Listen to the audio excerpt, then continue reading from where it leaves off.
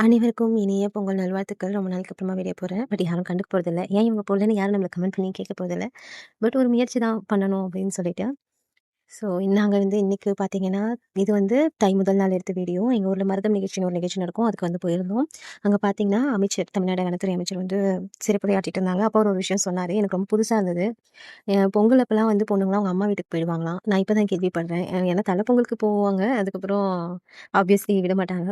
அவர் சொன்னாரு, "காணும் பொங்கல் அன்னைக்கு மாட்டு வண்டி கட்டிக்கிட்டு போம்போதெல்லாம் சொல்லுவோம். பொங்கலும் போச்சு, போகியும் போச்சு, பொண்ண அனுப்புங்கடா" அப்படின்னு ஒரு வார்த்தை சொல்லுவோம் அப்படின்னாரு. அது என்ன வார்த்தைன்னு எங்க அப்பா எனக்கு ஃபீல் பண்ணி சொன்னாரு. அப்படி இருந்தா நல்லா தான் இருக்கும்ல அப்படின்ற மாதிரி ரொம்ப ஒரு ஏக்கமா இருந்துச்சு. பொண்ணா பொறந்தா எல்லாருக்குமே இந்த ஃபீலிங் இருக்குமா? இல்ல எனக்கு தான் இப்படி இருக்கா? எனக்கு தெரியல. மேபி நெறைய பேர் அத வெளில சொல்ல மாட்டாங்க. எனக்கு ஆனா இந்த பொங்கல் ரொம்ப ஒரு கஷ்டமான ஒரு பொங்கலா தான் அமைஞ்சது.